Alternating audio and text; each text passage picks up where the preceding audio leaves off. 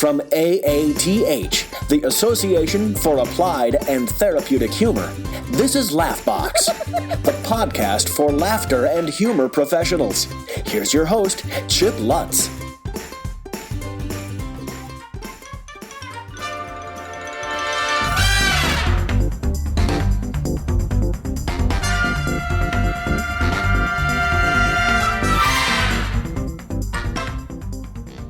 Well, here it is, time for Laughbox, my favorite time of the week, and perhaps yours too, but I don't know. Shoot me an email, let me know, chip@unconventionalleader.com, and I'll sit there and wait for it, because that's what I do. That's what technology does to my brain. It makes me sit there and wait, keeps me from being in the moment. Well, this week, I'm talking to Robert Plotkin, and we're talking about how to integrate technology into your mindfulness practices.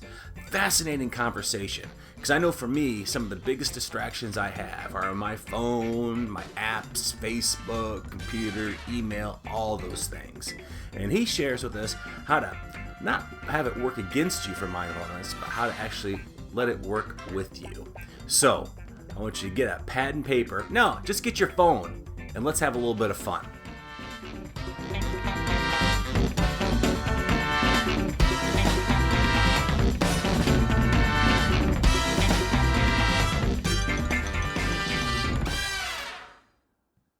Well, hello, friends, and welcome to the podcast. I'm pretty excited today because, anyway, I love talking to people. I especially love learning new things, and today those things come together because I'm talking about mindfulness and technology with the guru himself, Robert Plotkin. So welcome, my friend, to the podcast.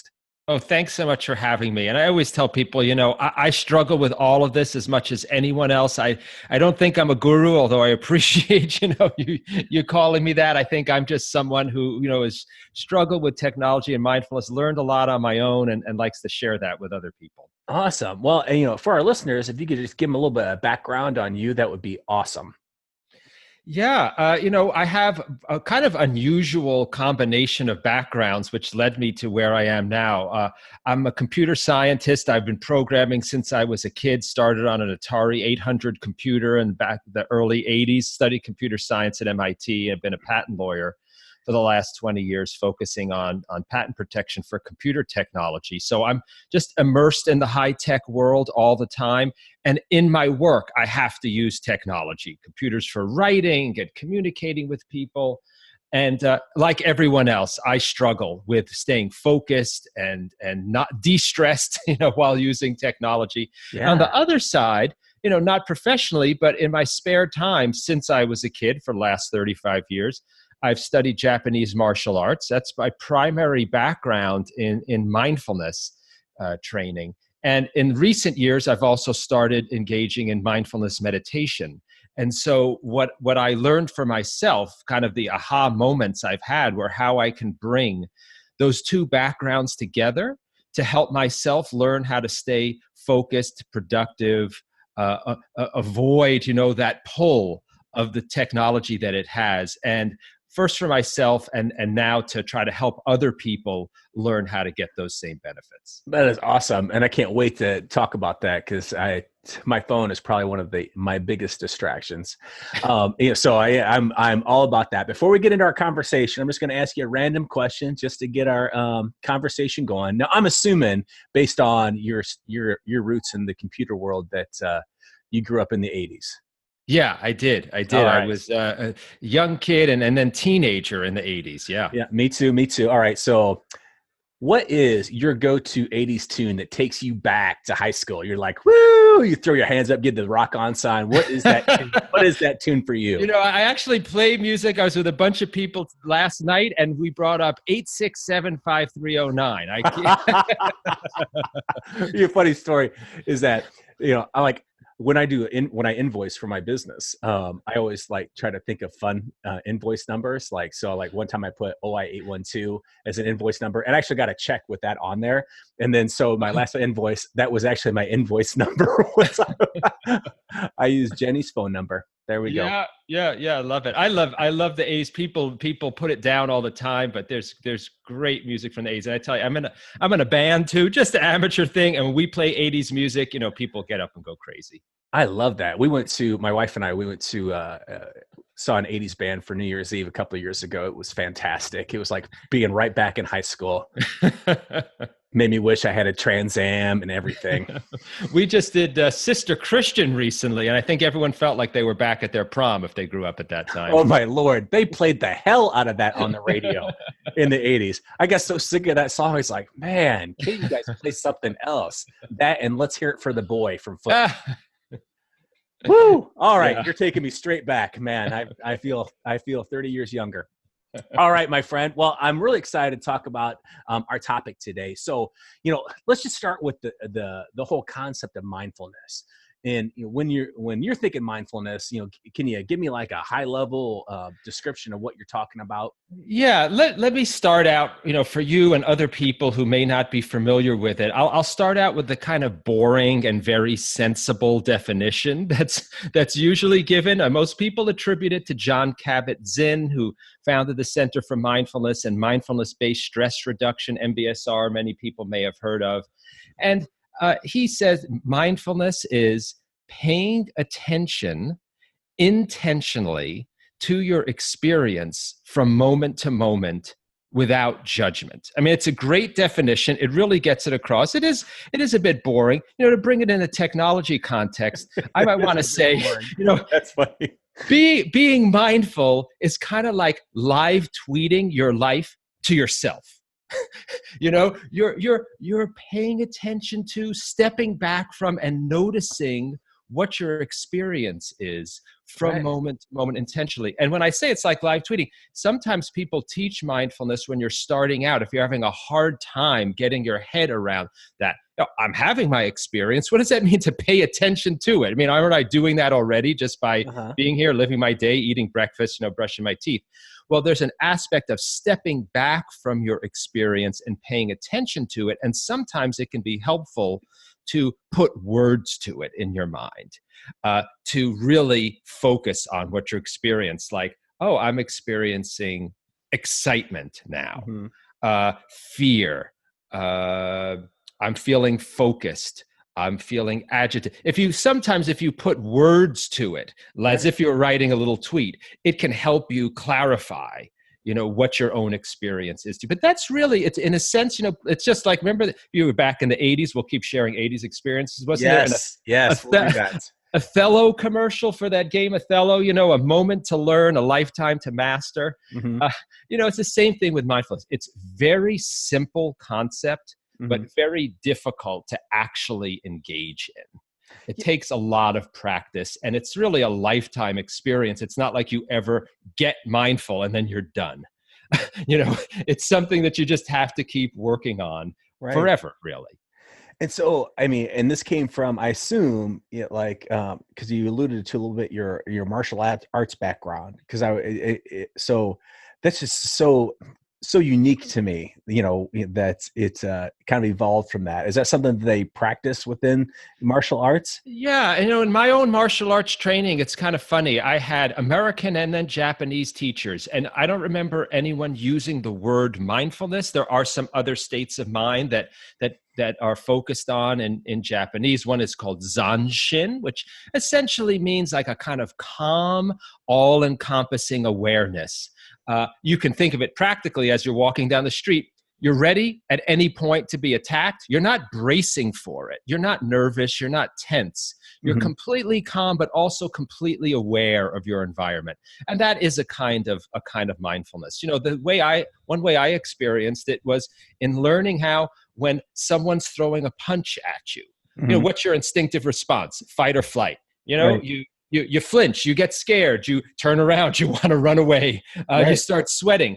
You learn to just pay attention to that punch, see it coming at you. I mean, I love the first Matrix. We can forget about the second and third Matrix.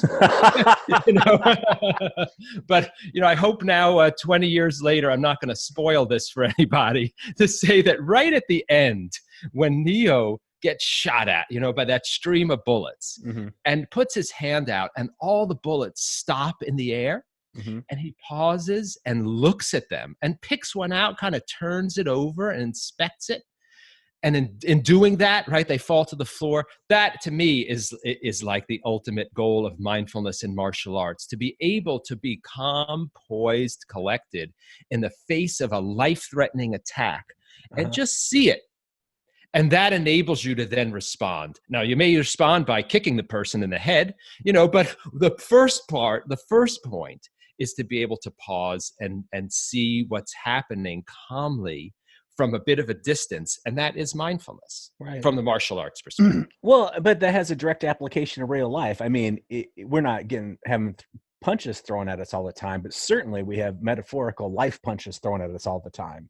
So, I mean, there has to be, for me, I see a direct, correlation there as far as the application of mindfulness, so that if you can kind of like step back and see the things that are coming from at you, I think you're going to be better able to handle them as they come.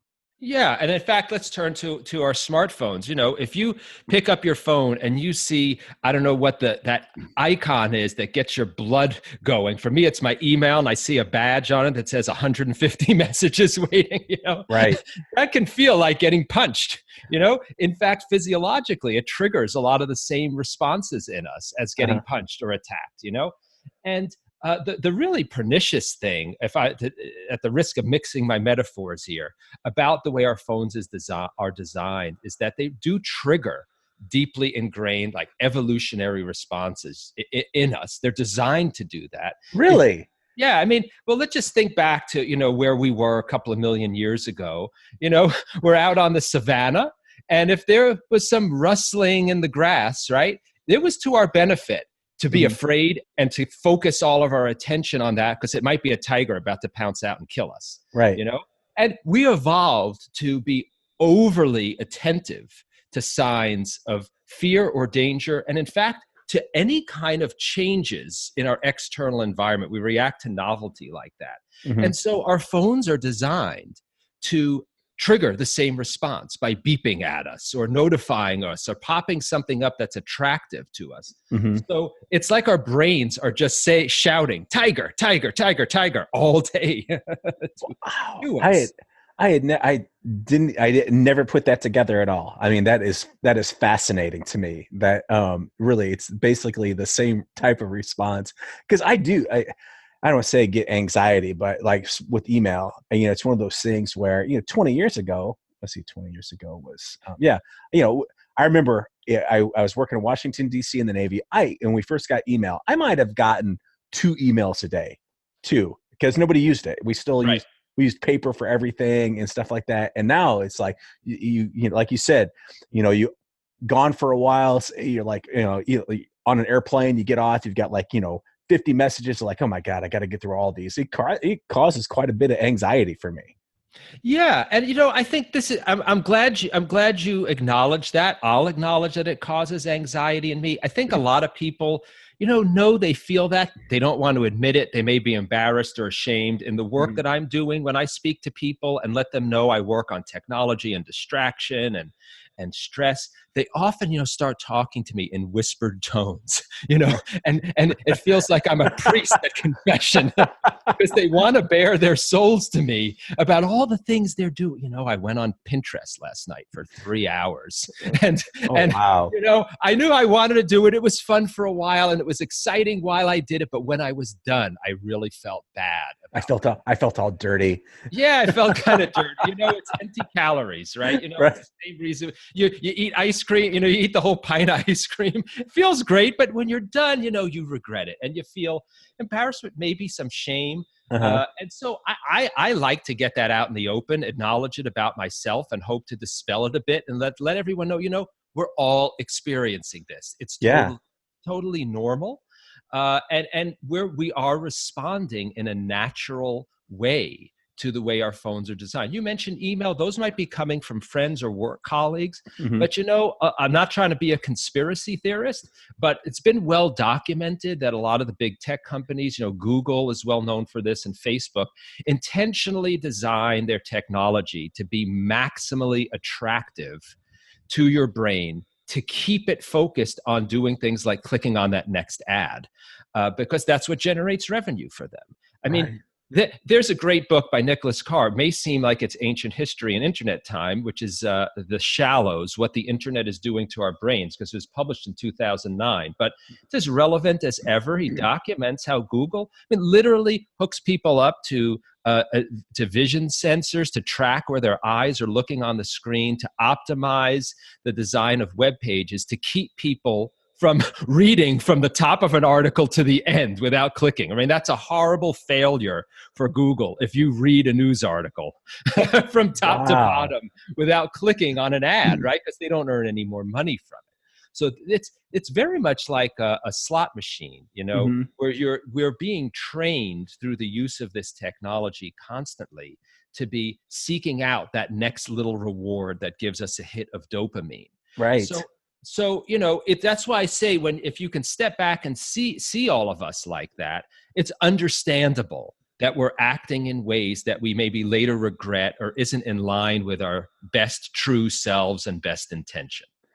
Well, and I'm glad you brought up the whole, the reward portion of it, with that hit of dopamine. I just got back from Germany here last month, and there were a lot of things that are different. Actually, I live in Wisconsin.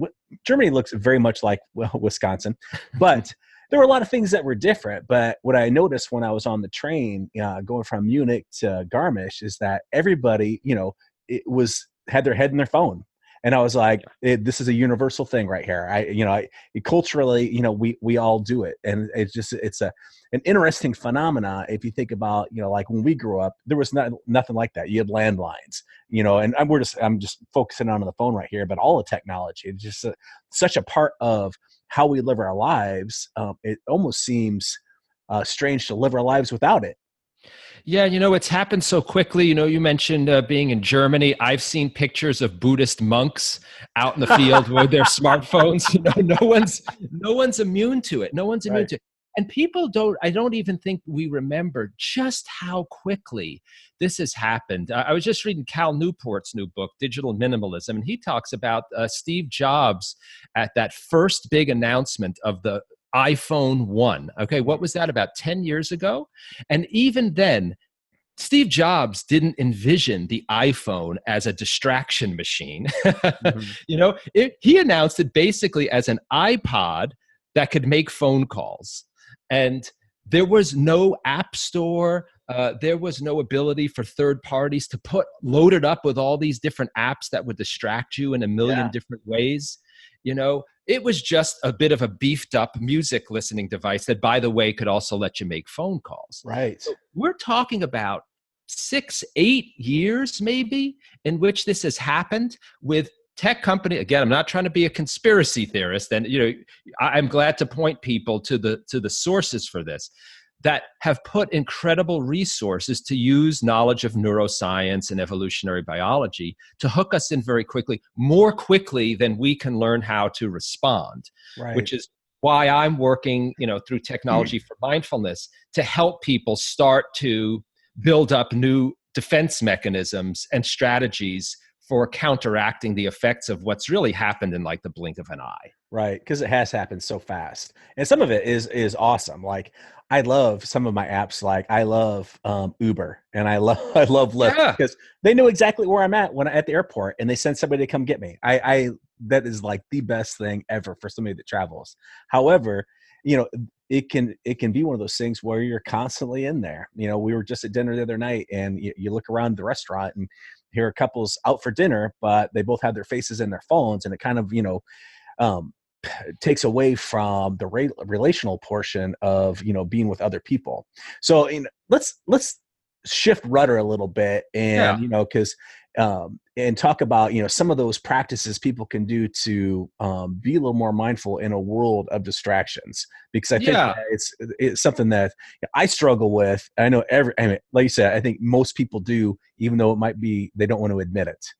Yeah, and I'm glad to lead you, and I can lead all your listeners through a very simple exercise that you can do. But I'm also glad you raised this point of how great technology can be. I've told you, I am immersed in the tech world. I live, breathe, and sleep technology. Yeah. I'm not recommending to anyone that they give up technology And a part of why I've been motivated to work on bringing mindfulness and martial arts into technology is, I've had some experience with certain meditation teachers, whose answer to this is to say, yeah, just put your phones away. And I don't think that's a practical thing, or to give up on technology. I don't think it's a practical thing for most of us.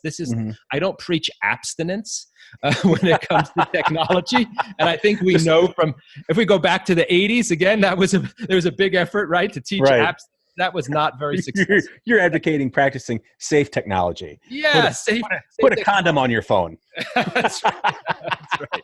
That's absolutely right. Absolutely right. So in fact, what I advise, and here we'll do this exercise, is diving into the phone and to the experience with it, learning how to confront it and be with it instead of running away from it, so we can learn how to manage and take control over interaction. Okay, so here I'm going to ask you, and for anyone else listening, unless you're in your car, okay, to take your phone out now. And this may be the biggest mistake in podcast history, because I don't want to take your listeners away from focusing on us and the conversation. But just for a minute, wake up your phone, okay? And now I'm going to say, without tapping on anything yet, because I know that urge to tap can be so strong, find an icon for an app that normally really sucks you into it. And you know best what that is for you, right? It might be Facebook or text message. Instagram, whatever it is for you, find it, and I bet you will feel right now in this moment the pull of it. Okay. So it is pulling me. Do you want to make an admission of what that app is for you? Oh, it's the Facebook icon. Facebook. Yeah, absolutely. Okay, great. For me, it's email, and that's what it is right now. So what we're going to do is take your finger that would the finger you use to tap on the icon, very slowly move it towards the icon, and just before you hit the screen, stop. Okay, so now the purpose of this is to pause and pay attention to your experience from moment to moment while you're paused, hovering over that icon. So a few examples, if you're having trouble paying attention to your experience, what are you feeling in your body? Any tightness in your chest or palms sweating? How about your breath? Has your breath stopped or slowed down? I mean, could you tell me maybe what your experience so people can hear? I'm feeling completely drawn to push my finger onto the icon. Yeah. It is compelling me. It's like, come. You want to tap me, Chet. In Buddhist mindfulness practice, they call this a craving. It's a very strong craving. It is. It's like it's talking to me. It's like, you want to. You can still listen. You can still listen to Robert and look at me at the same time. Yeah, so this is a great opportunity. See this feeling, which may feel very irritating in some way, to be feeling that and not being able to act on. See if you can step back and just pay attention to the fact that you're having that experience right now. Maybe that's not possible. It might take a while. Now, normally I might spend 10, 15, 20 minutes. We're just going to rush through this quickly. I want to give you some examples. You may pay attention to what thoughts you have. I've had many people say, Robert, what I'm thinking right now is that I hate you for making me do this. That's okay. If that's what you're feeling, that's what you're feeling. So next very important part of this, and if people want to practice this on their own, spend as much time as you want or as feels comfortable, is now to pull your finger away from the phone and put it to sleep. Okay, one reason that that's important is there's at least two key parts to this exercise. One is the noticing, practicing paying attention to what your experience is. Because I wonder, in the past, when you've been pulled to tap on the Facebook icon, how aware were you of your feelings, let's say, while you were doing that? How aware? I was very aware. You were aware. Yeah, of how I was feeling. Oh, mainly because you kind of primed me for that. So I was thinking about what I was feeling, by not touching that. Normally, actually, before this, the sense of relief of putting my phone to sleep, so I didn't have to look at the Facebook icon as well. Yeah, there was that feeling of like when you said put it to sleep, I was like, thank God it's not talking to me anymore. Yeah. It can be very painful. But I think very often we have an urge to do something like tap Facebook, and then we dive in and act on it, and we short circuit the paying attention to what we're feeling, or perhaps why we're acting. So part of this is to practice paying attention and asking yourself in that moment when you're paused something like, I have this urge. It's drawing me to act. But is this what I really want to do right now? And might only take a few seconds to pause and practice that.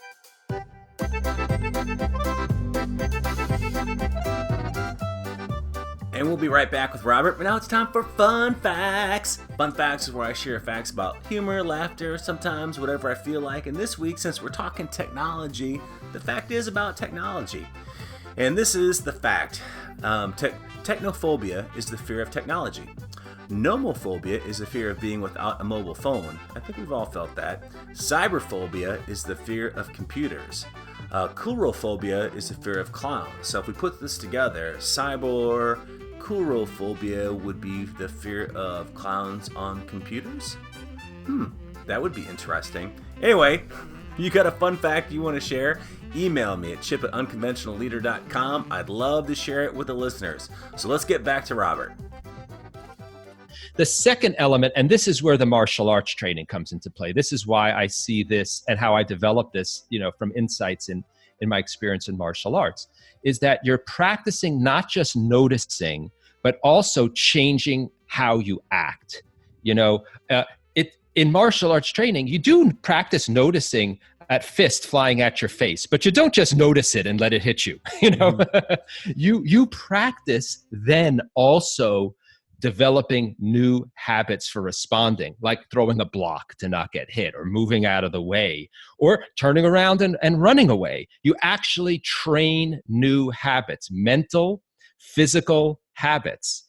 You train them over and over and over again, so that when the time comes and someone attacks you, those habits kick into gear automatically. And that's the purpose of this that's a second purpose of this kind of exercise, to train yourself so that, look, we're sitting here, we're calm, you can take a minute to look at Facebook, but when you get off this call with me, an hour later, right, we'll both be wrapped up in our busy days, we'll be stressed out, and we'll feel that urge again. Right. And the goal is, if you practice this over and over again, that in that period of time when you are stressed and you're not in a mindful state, the habit will kick into gear. Right. That is fascinating.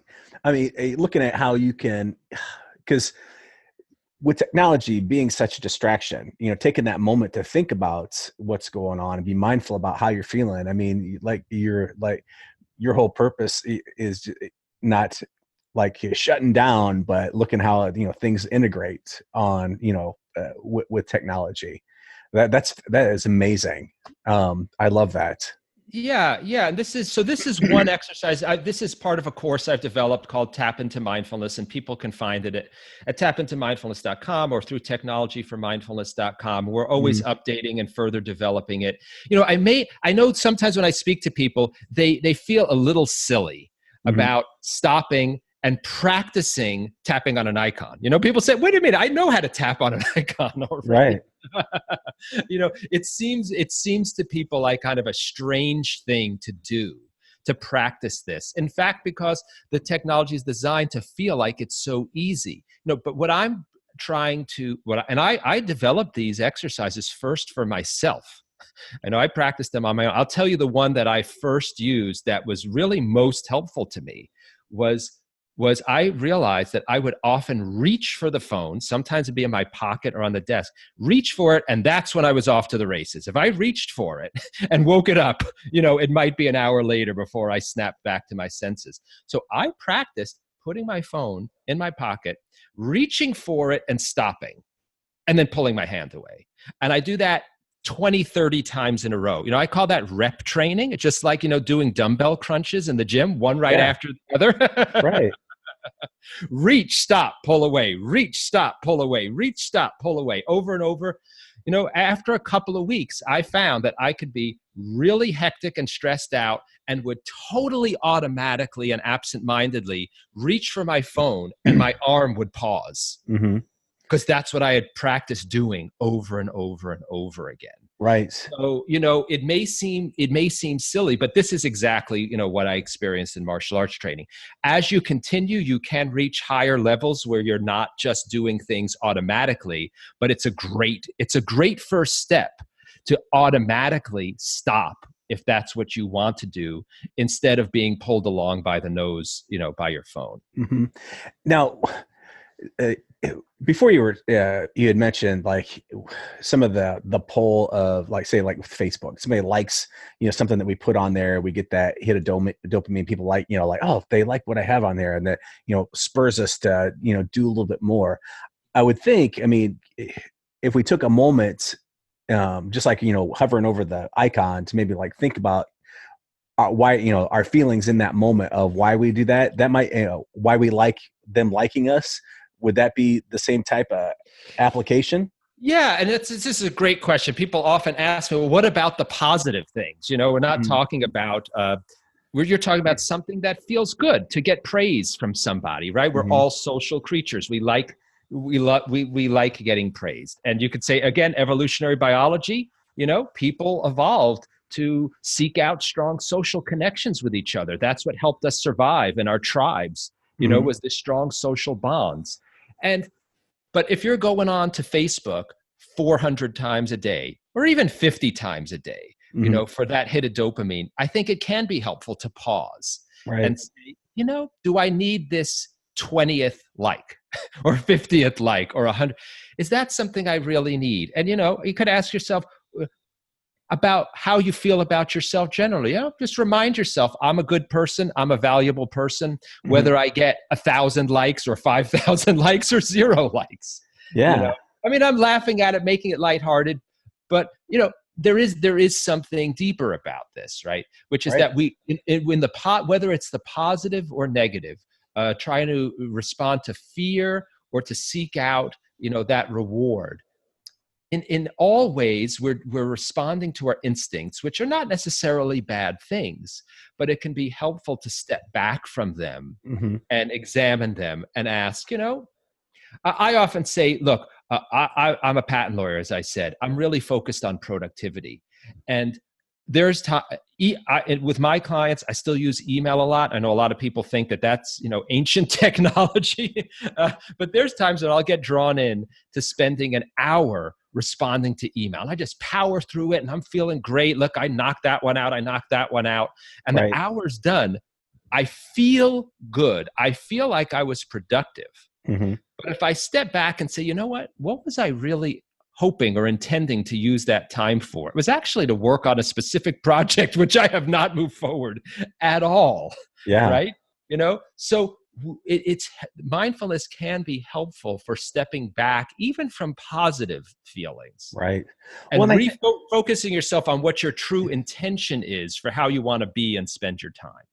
Well, and I think that, for those of us that are older, it might be easier for us to kind of like grasp the concept of life without technology and, the shift that it's made in our lives. But I think about like younger people, like say with my granddaughter, who's growing up completely in a technological world.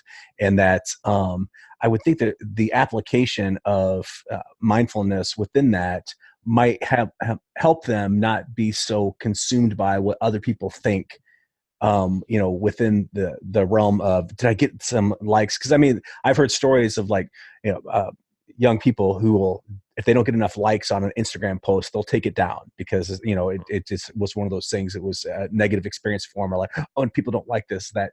I think that your message needs to go out to younger people is all I'm saying. Yeah. Well. I have a lot of empathy for young people who, as you said, we're just born into this world. Right. It is. Don't have a previous experience as a baseline, to compare against or go back to. I think but look, it's important. It's important for us old folks too, as well. We can be drawn into it just as much. And to remember that, it's okay to do something that people don't like. Yeah, well, that's true too. It sounds simple. Yeah. It sounds simple. And it's interesting in the business world the last few years, something that's become very popular. And I don't know how familiar your listeners are with it, is this idea that failure is good, right? That you almost want that if you're not failing enough, you're doing something wrong. Why is that? Because if it means you're just being safe, you're not trying out new things. Anyone who's creative, who wants to push the envelope, who wants to try something new, just inevitably will fail a bunch of times. I think I've heard what success is defined as what comes after a long series of failures, and if at every step along the way you see negative feedback on Facebook as a failure that you can't tolerate, you'll never get to the end of that path of success. And that's partially, I think, where we move from focusing on these things individually. The exercise I gave you was one you do on your own, but it's just super important for us all to be supportive of each other. These are not all things we can change on our own. Right. It's important with our friends, our family, our colleagues to send them these messages to each other. That we accept each other regardless of whether the people are popular. That we accept failures from each other. Right. That we value personal time with each other. These are all things that are super important that can only be done together. Beautiful. That is great. What are some other ways? Because I know that you've got a lot of different applications for, that. What are some other things people can do to be, use technology for mindfulness? Yeah. I like to go for the low-hanging fruit. And the first thing I say to people, if you have no time or energy, the thing that you get the biggest bang for your buck for is managing notifications on your devices, and on Apple, they call it Do Not Disturb. And I'm always amazed how many people don't even know that it exists on your iPhone. You go right on any screen, swipe up from the bottom, and you see this little crescent moon icon. You tap on it, that turns on Do Not Disturb. What that means is all notifications, emails, phone calls, notifications from Facebook are silenced. You won't get them. There's a bunch of ways you can configure it. I won't go into that now in terms of which notifications you get and when. You can let your wife or your boss get through, or your child, if you're concerned about that, certainly. Managing notifications is the single quickest, easiest, biggest way I think you can start to try to take control over your technology. Different devices, different operating systems call it different things, but everyone has access to it now. That is a great piece of advice right there. That is that's great. Like, I don't have any notifications on my phone with the exception of I have them all turned off with the exception of text and phone calls. Anything else, I've got to go actually into the application to see if there's anything there. So, yeah. And, talk about so you're putting up a barrier, creating some friction for yourself. I use an app called Leech Block. It's basically a website blocker. There's a bunch of them out there, and I put it on. I say, what, during work hours, don't let me watch YouTube. Or for me, I also go to New York Times or Washington Post. Those can be big time. So I give it a list of websites. I say, only let me spend a total of 15 minutes on any of these sites between, in business hours. And that puts up friction. But here's something a little bit funny about it. You can tell it. The designers of that app know that people are going to try to disable it. Right? It's like being on a diet. It's like being on a diet. Well, this one little donut's not going to hurt me. I'll just turn it off for now. Yeah, it's okay. I'm not going to spend that much longer on there. Yeah. So they designed it very smartly to make it basically impossible to quit out of it. You can't reboot the computer. If you want to disable it, you can set it to force you to type in like a 60-character random string of letters. Oh my gosh. That would really make you think about going in there. But this says to me, they know how much we're at odds with ourselves. Really. Right. we literally actually have two different parts of our brain. I keep going back to evolutionary biology. We've got this very old reptilian part of our brain, that we share with lizards. This is what controls our sex drive for food and shelter and safety, all of like our core vital functions, fight or flight, all of this. And that is mostly what our apps and devices tap into. They're going straight to the core of the reptilian brain. And then we have a more evolved, more recent in evolutionary history part of our brain, particularly the prefrontal cortex. That's what lets you think logically and rationally. But you know what? When those two parts of the brain fight with each other, which they often do, the rational brain loses almost all the time. Really? Yeah. That reptilian brain is what keeps us alive, Right. And so when something is tapping into a deep need or emotion or a fear, the reptilian brain kicks into gear and will almost always override it, and that's why we go on to Facebook for longer than we want, or do all of these other things, because the technology is tapping in, it's tapping into both desire and hope, but also very often into fear. I mean, I'm sure everyone has heard of fear of missing out, FOMO, that fear that, wait, what am I missing out on by not being on my phone right now? Here's an exercise. Here's kind of a mindfulness exercise you can do, which is our brain tends to be drawn to imagining the positive things that we're not seeing. But, in reality, how often are they really there? You might be just missing out on 100 more dick pics from someone that you haven't. Is that really what you want to see? So you can apply mindfulness in that moment when you're drawn, when your reptilian brain's telling you there's going to be some, mental candy for you. Right. And say, what? The last 100 times I've gone on, and that's a great thing to think about, because a lot of times, you are thinking, I'm missing out on all this great stuff, but then you open it up and it's like 100 people's angry rants, about everything. So that's a great way to shift perspective a little bit. Yeah, and this is by pausing and practicing pausing. You can also think of mindfulness as a way, the practice of it over time, as strengthening these other parts of your brain so that they can actually be a match for your reptilian brain, which naturally is much stronger in these kinds of situations. Right. Now, here a couple of weeks ago, they had, it was like National Unplug Day, or maybe it was Unplug Weekend. Like I saw that, I think I was it, I think it was on Facebook, and somebody had posted that, and I was just like, I'm not participating in that, because like that reptilian brain was like, no, Chip, you got stuff to do. So, I am for anything that works. I'm for anything that draws attention to the harms we're facing and to benefits of getting away from technology. I am a bit skeptical of these abstinence approaches, a full day away, because we know, right? When you don't eat sugar for a day, you go back and you binge. This is what happens. So this is why, although I wouldn't say don't do it, there's people who promote technology Shabbat or Sabbath, where it's with your Tiffany Shlain is a filmmaker who very widely promoted this practice with her family. Now there, I think it's not just about abstinence and not doing. It's about intentionally then spending that day with your family together, face to face. There's a positive thing you're replacing it with. Right. That I think is great. I think we run a risk when we just say, I'm going to deny myself this thing for a day or an hour, because then you're much more likely to want to overdo it when you're done. Right. Because you need your fix. You need your fix.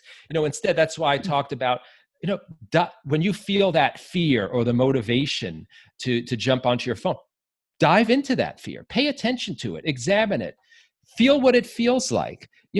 I had an experience here to talk about, making embarrassing self-admissions. This might have been about 10 years ago. I am not a big video game player. Somehow I was on my laptop and I saw the Minesweeper app, which I don't think I had ever played before. I played for a couple of minutes. I played it. Now, I can't say I was playing it nonstop, but for about 36 hours, I just kept getting drawn into playing Minesweeper. Right. Playing Minesweeper. Somehow, fortunately, it ran its course. I've never had a desire to play Minesweeper again.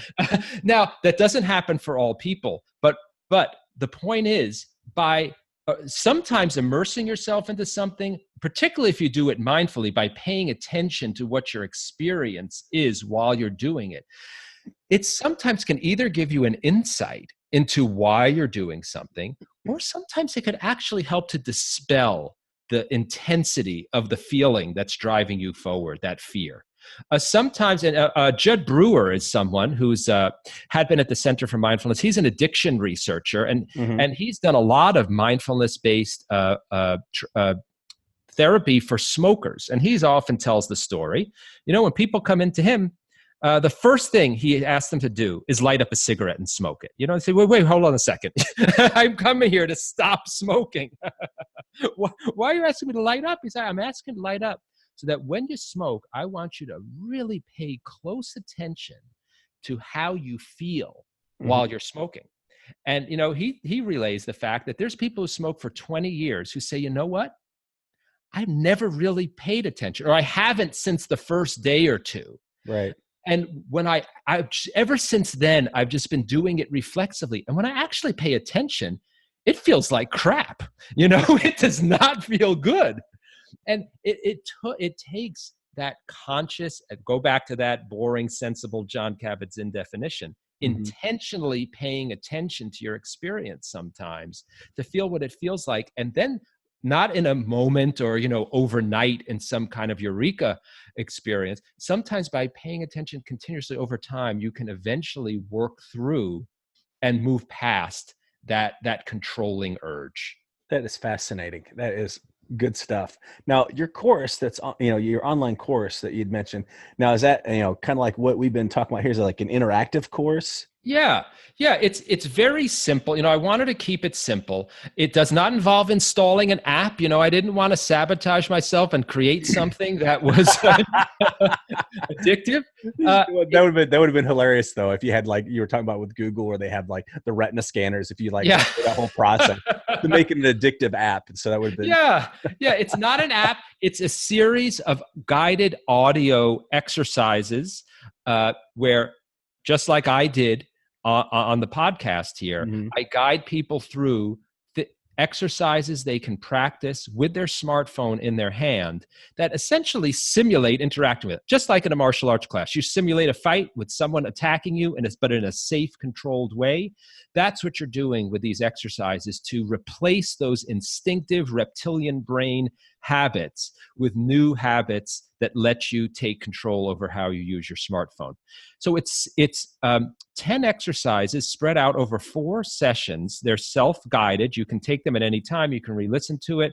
Now, I recommend that people do these 1 a week. Again, it's not like Netflix. I don't recommend you binge listen to the meditation exercises one right after the other.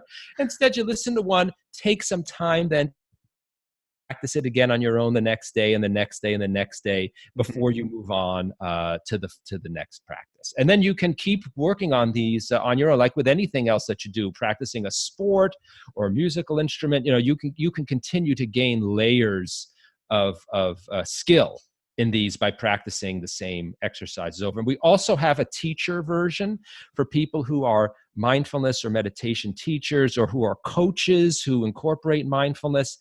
There's a teacher's guide that gives those people extra guidance for how to guide other people, their students or clients, through the exercises. Oh, wow. That's amazing. I tell you what, our conversation has been so fascinating to me. I mean, you're so smart and such a great application of, something that we could see as like a real distraction, but we can use to actually be more mindful. I just, when I was first thinking, I was like, man, this is also counterintuitive. But when you explain it, it all just, if it makes so much sense. So thank you for sharing some time with me today. Yeah, I've really enjoyed. As you can tell, I get a bit worked up about this topic. Oh no, I mean, I love about that. I love that. Now, for people that want to find the course and find you, where do you want them to go?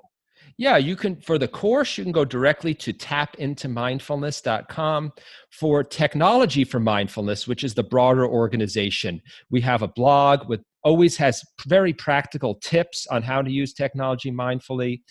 We have a podcast, much like this one, where I interview other people, psychologists, teachers, parents, authors, mindfulness educators, technologists, about technology and mindfulness. All of that is at technologyformindfulness.com. Awesome. And I'll make sure I put that in the show notes so people can just like click if they want to, get the course. So that's good stuff.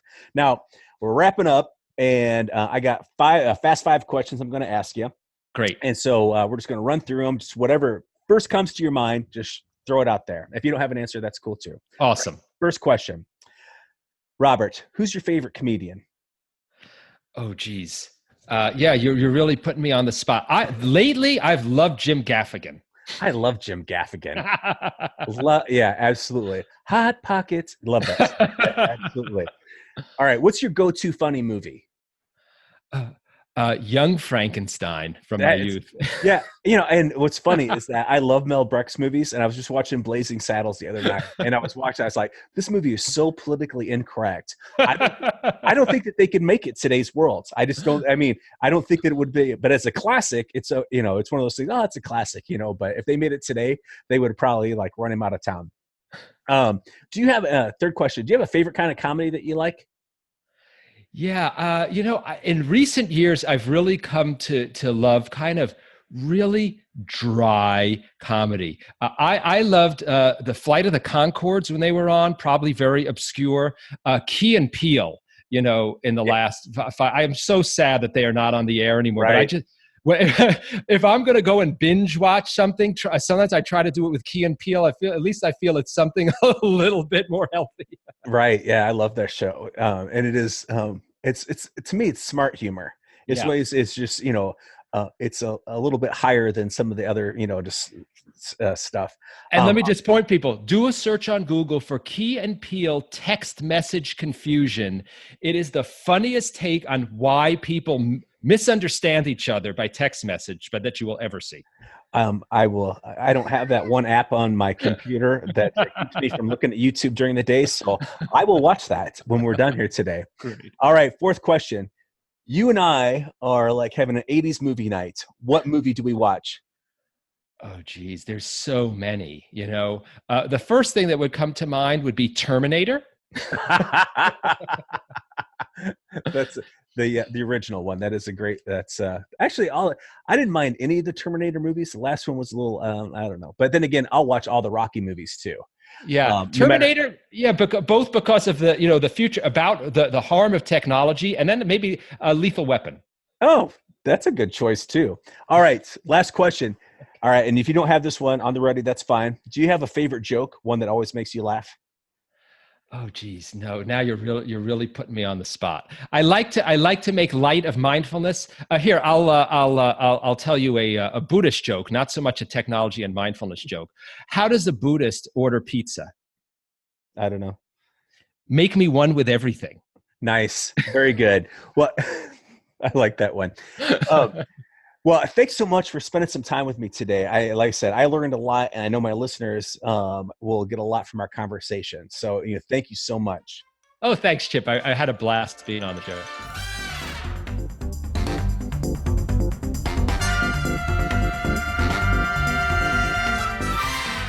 So what'd you think? Was Robert Plotkin the bomb or what? I thought it was super cool, super great information. I know I always struggle with mindfulness and all the distractions in my life, and now I've got some strategies where I can practice mindfulness with the things that would normally bring me distraction. So I'm going to encourage you to go to Robert's website, check out his stuff. Really cool guy, really great content. And I'm going to encourage you also to check out our website, aath.org, see what the organization is about. Connect with us. We'd love to have you on the team. So until next time, this is Chip Lutz saying, we'll keep the laugh on for you. This is Laughbox, the podcast for laughter and humor professionals. Laughbox is made possible by a grant from the National Speakers Foundation and is brought to you by AATH, the Association for Applied and Therapeutic Humor. Find out more at aath.org. Be sure to review Laughbox on iTunes. For show notes and more information about today's conversation, visit laughbox.aath.org.